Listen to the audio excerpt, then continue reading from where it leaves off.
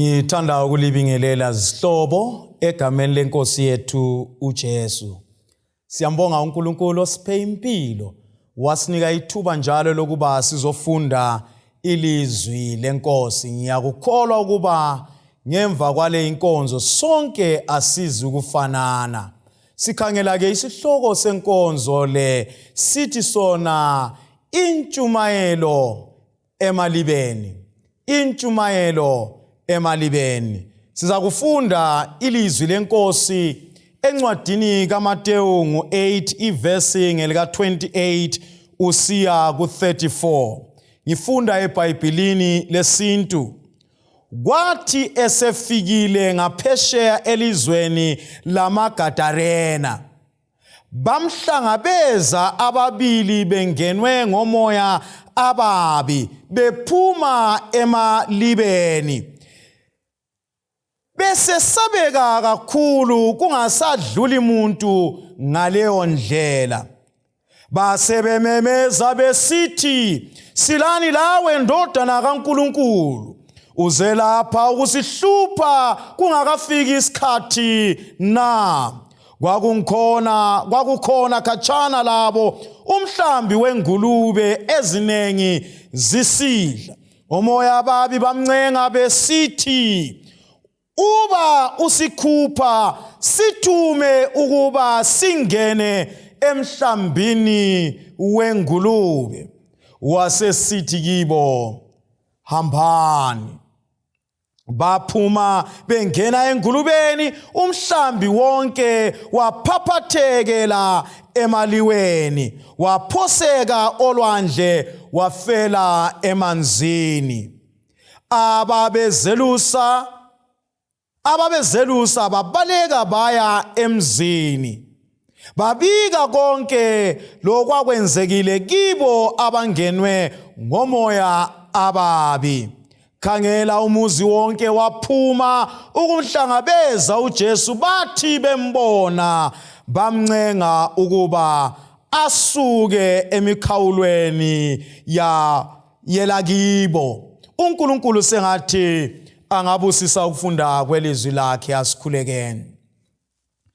Baba wethu othandekayo osezulwini, nanti ilizwi lakho eliqhakathekileyo esifisa ukuba sibone, sizwe, sizwisise umsebenzi owenze ukuwona lo umhlaba loqhubeka uwenza namhlanje. Cela ke Nkosi, kungabi yimi ke, kube nguKristu ozabonwa, aziwe, akhonzwe. Egameni lenkosi yethu uJesu siyakhuleka. Amen.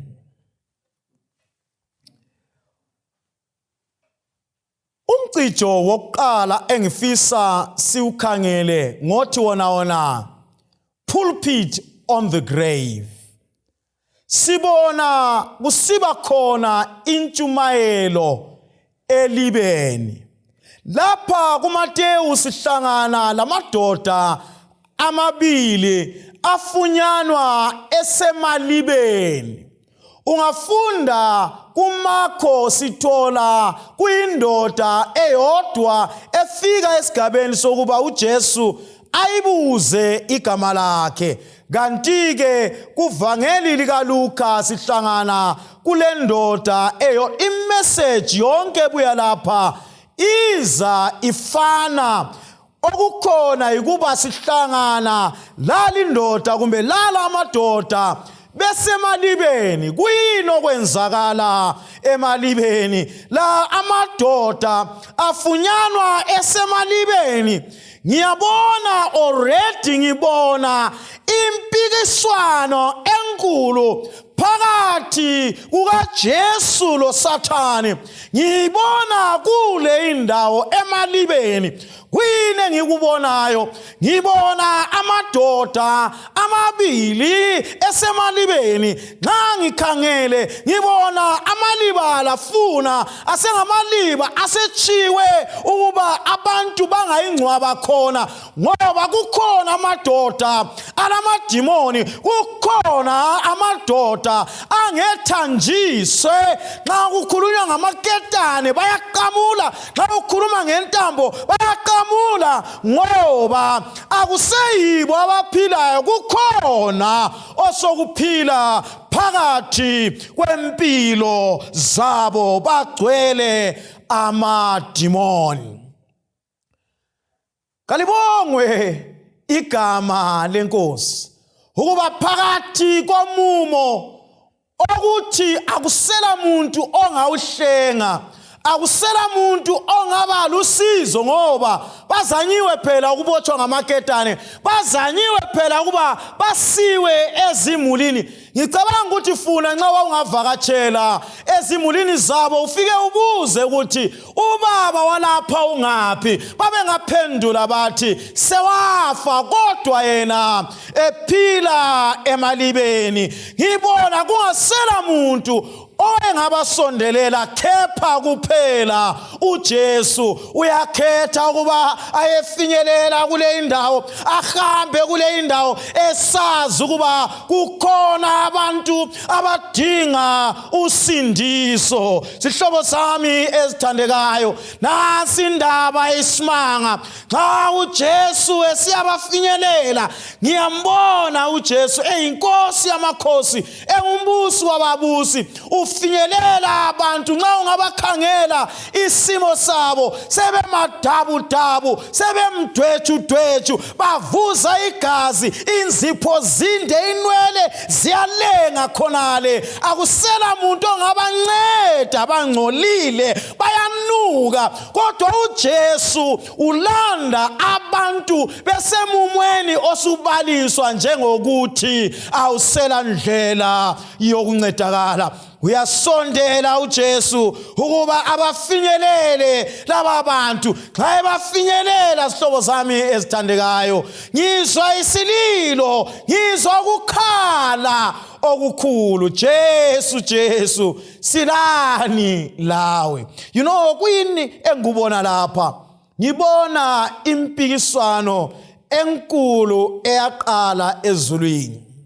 Qhubeka siza emhlabeni, fika ku-Adam lo-Eva, isono singene emhlabeni, ukufa kungene emhlabeni, imikhuhlane ingene emhlabeni, izehlakalo zonke ezenza uluntu lungahlaliseki, kwenzakale ubunzima lobu. Bese ngibona uthando lukaNkulunkulu olumangalisayo ukuba phakathi komumo onjalo ayefinyelela abantu bakhe, ayefinyelelwa izidalwa zakhe ezidalwe ngomfanekiso wakhe. Ngifisa ukukwazisa ukuba umumo okiwo, lanxa umhlaba ungakudela, lanxa umhlaba ungakukhohlwa, munye ongeke akulibale, munye ongeke akuchiye. Uza kukulanda kwelakho ingcwaba, uza kukulanda kweyakho inkangala, uza kukulanda kobakho ubunzima. uJesu uqobo lwakhe. Ngiyabona impi enkulu. Khangela phela, amadoda la kasizwa lutho ngemuli zabo, kasizwa ngamagama abo, kasizwa lutho ngabo. Ngani? Ngoba ifocus kayikho kibo. Siphakathi kokubona impikiswana enkulu phakathi kukaKristu loSathane. Sihlobo zami ezithandekayo, impi esikhuluma ngayo yimpi endala, yimpi eqale ezulwini. Impi le nxa iqale ezulwini, ummangaleli wabazalwane uSathane uDrako waphoselwa kuwona lo mhlaba. Uyazi ukuba isikhathi sakhe sifishane. Ngakho sihlobo zami ezithandekayo, wona lo mhlaba esiphakathi kwawo, sidlula phakathi kwamagagasi, sidlula phakathi kwezilingo, sidlula phakathi phakathi kobunzima kodwa lanxa kunjalo uJesu ukhona ukuba asisuse kubo bonke ubunzima kuonalo umhlaba. Ngakho ngithi kuwe, come out from your tomb. Phuma kwelakho iliba, bhekana lo Jesu, ngoba injongo yakhe yikuba akusize. Kungenzakala imuli sikudelile, kungenzakala izihlobo sezikuchile. Nxa ukhangela impilo yakho, ubona impilo yakho ingelathemba, phambili kakuhambeki, emuva kakuhambeki, emaceleni kakuhambeki, ngilapha kumemezela ukuba uJesu ulokhe elawe, uJesu ulokhe elathi. Ngakho ongamelana lathi uba uJesu ekhona. Cijo wesibili engifisa siunanzelele yisimanga esenzakala elibeni, kumbe emalibeni, kumbe emangcwabeni. uJesu ngiyambona uyaqhamuka esiza, uyazihambela kule indawo. Nxa efika kule indawo ubhekana lala amadoda amabili abe lenjongo yokuba abafinyelele. Ngibona izihlobo zami ezithandekayo ezihambela ngenxa yokuba lezi zidalwa zidalwe ngomfanekiso kaNkulunkulu. uSathane oyisitha sikaNkulunkulu osethatha amandla kaNkulunkulu awafake ezandleni zakhe. uNkulunkulu indodana uyasondela. Nxa efika ngibona uSathane give up already. uJesu engakakhulumi lutho ngoba uyamazi. Nxa uSathane ebona uJesu ebuya, uyam-identify, uyamazi ukuba lo kangimazeli kulo mhlaba, ngimazela ezulwini, nganqotshwa nguye. Yikho phela nxa esondela uJesu ethule, ngizwa uSathane uqobo lwakhe ekhala ngendlela emangalisayo. Silani lawe Jesu, ndodana kaDavida. Wayezwisisa ukuba uJesu lamandla phezu kwakhe. Kuyini okunye ngunanzelelayo? Ngibona ukuba uSathane uyasuggesta isolution phakathi kobunzima balamadoda. Uyabona ukuba akula nto esengingayenza ngaphandle kokuvuma ukuba hayi Jesu, ngiyacela ukuba thatha konke, susa lamadimoni uwase engulubeni. uJesu nxa esiza uza ephethe usindiso kulabo abaphelele lithemba, labo abacabanga ukuba kusela solution. Jesus comes. Uyeza uJesu ukuba athathe indawo yakhe. Ngiyamuzwa uDavida kumaHubo 23 uthi, lanxa ngidabula esigodini sothunzi lokufa, lanxa ngidlula phakathi kokudepha bobunzima, ngiyazi ukuba ukhona uJehova, angikwe saba lutho. Hlobo zami ezithandekayo, sesifika ekuphetheni kwembali yomhlaba. uSathane esengasalali ejonge impilo yakho, ejonge impilo yami. uNkulunkulu ulokhe ekhona ukuba aziveze ukuba ungubani. Engifisa sikunanzelele sihlobo zami ezithandekayo, ikuba uyasuggesta uSathane uthi, hayi mina lapha engikucelayo ngicela ukuye engulubeni, ngicela ukuye engulubeni. Jesu uyavuma ukuthi hambani. Yilo lodwa ungafunda yona le indaba from verse 28 usiya ku32 ku34. uJesu wakhuluma ibala labalinye. It was enough. Wakhuluma labalinye kwakwenele. Aphuma amadimoni aya ezingulubeni, ahamba ngesiqubu esimangalisayo. Lalela-ke, ifisa unanzelele lokho. uJesu nxa efika lapha wenza isimanga sokuba laba abafileyo, laba babizwa ukuthi bafile, laba sebedelwe imuli, nxa sebehlangane loJesu bayathola usindiso. Kepha labo ababenjani, ababecabanga ukuthi baphilile impilo yabo yonke iphelele, beza ukuba bazomxotsha uJesu, bangafisi ukuba uJesu abe sempilweni zabo. Kuyilokhu engifisa zihlobo zami sikubambe, yikuba uJesu angahlangana lawe, uJesu adale umahluko empilweni yakho, you will never be the same again. Awusoze uthule, awusoze uthule ngesimanga sika Jesu. Kulomahluko phakathi kokwazi uJesu lokwazi ngoJesu. Ngalesi sikhathi ungayifunda kuvangeli likaMarko, uyabuzwa undoda, ngubani igama lakho?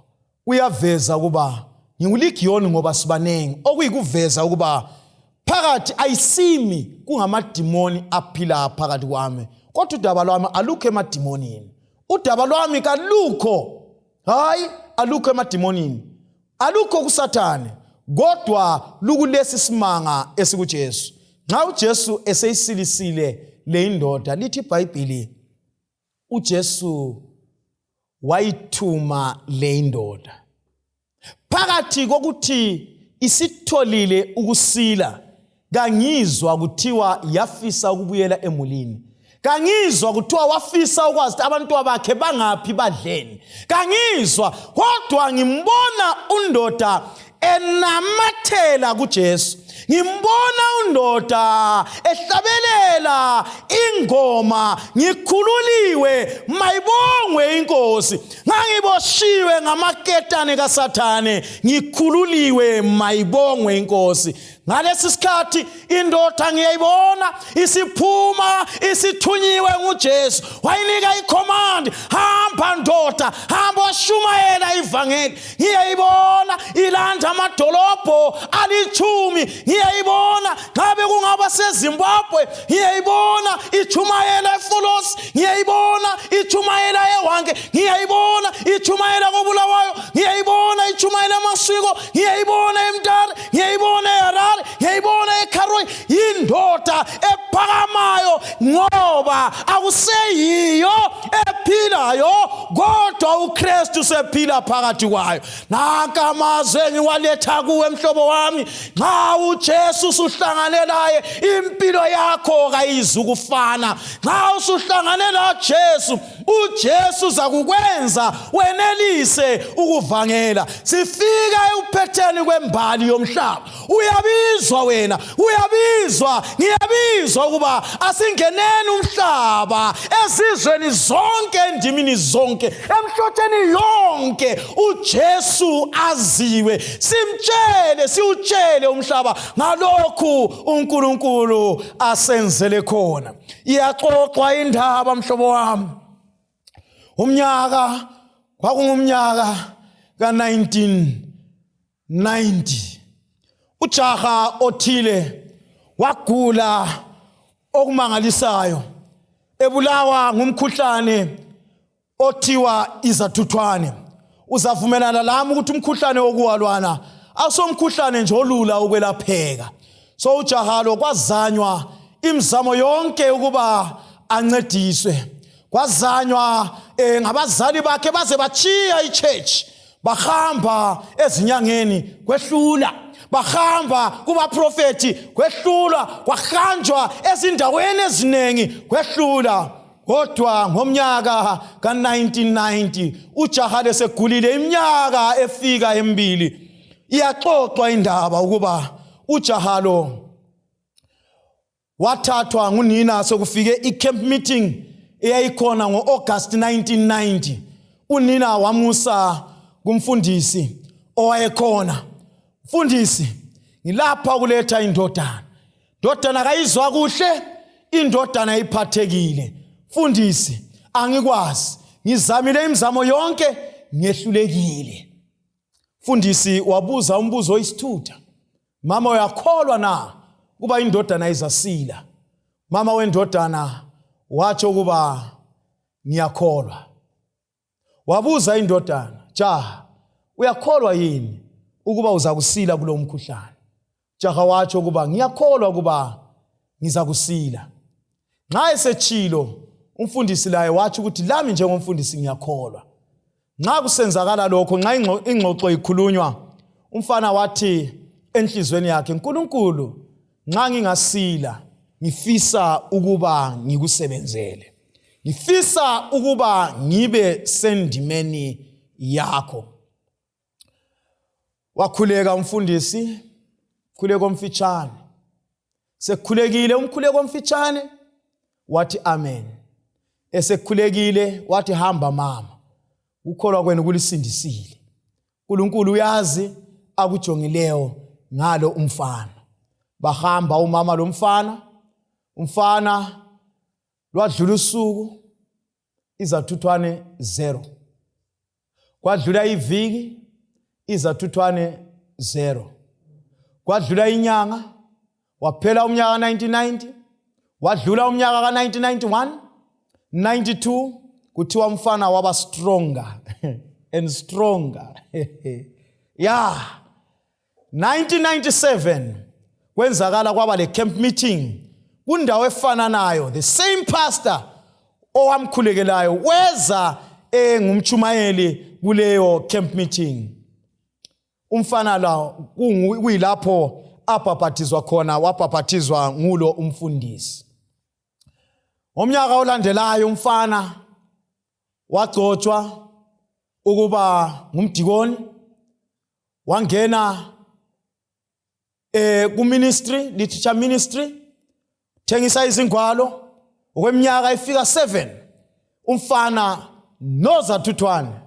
Angithi wayekhulumile umfana, wathi hayi ngiyafisa mina ukuthi ngingasila uNkulunkulu ngizamsebenzela. Usengumfundisi wezingwalo.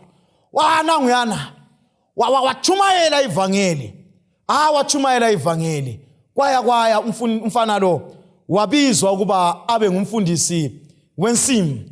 Ngikhuluma la namhlanje lo mfana nxa ningafisa ukumbona ukhona la namhlanje, ungumfundisi wevangeli. Zwana. Ungacabanga ukuthi umfana engikhuluma ngaye nguwangaphi. Nguye nalo omzwayo, nguye nalo ombonayo. Ngilapha ukummemezela, ngilapha ukumbonga uJehova. Iminyaka isifike 33 ngisilile emkhuhlaneni wezathuthwane. Zwana mhlobo wami othandekayo, ngilapha ngiyayibonga inkosi, ngiyadumisa ilizwi lakhe ngoba angakhuluma izinto ziyenzeka. uNkulunkulu wena kukhona akwenzele khona, khonokho akwenzele khona. Sukuma ukutshele umhlaba, tshela umhlaba masinyane kwande kufike ukuphela. Wena lami silothumo lwevangeli, ivangeli elingapheliyo. Sitshele umhlaba ngaye uJesu ozayo masinyane. Wona lo mhlaba awuboni yini izibonakaliso sezigcwalisekile? Awuboni yini ukuba siphila kuona lo mhlaba, umhlaba wezinsizi, umhlaba wezimfa, izibonakaliso zemikhuhlane siyazibona, sibona amanyala encithakalo. Zwana mhlobo wami othandekayo, uNkulunkulu uyakubiza esikhathini esinjengalesi ukubizela ukuba ube co-laborer with him. Woza unjalo. Amadoda la akusakhulunywa ngawo namhlanje esemalibeni. Hayi, sekukhulunywa ngabo bengabavangeli abamangalisayo. Lalela, izolo lakho lilakho ukuba lingcwatshwe uba ukholwa, uba uzimisela ukuba ungene endimeni kaNkulunkulu. Sihlobo sami esithandekayo, ngiyafisa ukuba nxa sifika kulesi sikhathi wena ungathuli, sukuma, ungahlaliseki, vangela, tshele umhlaba ngaye uJesu ozayo masinyane. Sithwele lolu daba losindiso. Manenga amavangeli achunyayelwayo, kodwa sichumayela ivangeli lokuza kwenkosi yethu Jesu. Sichumayela ivangeli lalolu thando uJehova asenzele lona, ukuthi lapho sasizoni uKristu weza wasifela, masinyane uyeza uyasithatha siye ekhaya. Ayisisifiso sakho sokuthi inkosi ngizulile kude lo mhlaba. Nkosi, ngihlalile isikhathi eside ungibiza ngangasabeli, kodwa ngalesi sikhathi Nkosi ngamukele nginje, ngikusebenzele. uNkulunkulu kadingi ukuba wenelisa ungakanani. uNkulunkulu even ebiza abafundi wathi wozani ngiza kulenza abagoli babantu. Kazange athi wozani ngoba selisenelisa, wababiza ekwehlulekeni kwabo, wabafundisa umsebenzi, bangena endimeni, kwenzakala izimanga. Lamhlanje uNkulunkulu ubiza wena. Ngeke usabele yini? Ngeke usabele. Ngokuqala ngithi Nkosi thuma mina, ngabe ngilele Nkosi thuma mina. Ngeke yini usabele ungene elakho iDecapolis, ngoba umsebenzi wakho awuzukwenziwa ngomunye umuntu. Lwana umphefumulo olahlekayo uzithulele. Ulahleka nampela, ulomlando kiwo. Ungavumi ukuphambana lo muntu, uzithulele. Sukuma veza uJesu, phakamisa uJesu, yena uza kuzidonsela abantu ngakuye. Yisifiso sakho yini? Uba kuyisifiso sakho, asibe lo mthandazo ndawonye. Baba wethu othandekayo usezulwini, siyabonga. Phakathi kwempikiswano enkulu, silapha Nkosi ukuzinikela ngakuwe. Sifisa ukukukhonza ngomoya langeqiniso. Sifisa Nkosi ukuthi ebuthakathakeni bethu sisabele lolu bizo. Ngokulusabela lolu bizo Nkosi, abantu abasemikotweni, abantu abasezindlini emagudugudwini, abantu bonke esiphila labo, sicela bamazi uJesu, ngoba usidalele ukuba sibe ngama-co-laborers together with you endimeni yakho. Silapha ke Nkosi ukucela njengabantu bakho, kulalo umntanakho ozona lo mthandazo, ozona le inkonzo, ubebona funa ukuthi ivangeli ngelabafundisi, ngelamadikoni, kumbe ngalomunye umuntu. Silapha Nkosi ukuzinikela. Sicela usamukele sinje ezwini lakho, ekupheleni kwakho konke sesikusebenzele. Thandazo wethu yikuthi sibe khona embusweni wakho, thina lezimuli zethu, labangane bethu, lezihlobo zethu. Dunyiswa namhlanje kuze kube phakade, ngoba sikhuleka ngokukholwa ebizweni lenkosi yethu uJesu siyakhuleka. Amen. uNkulunkulu alibusise izihlobo zami. Amen.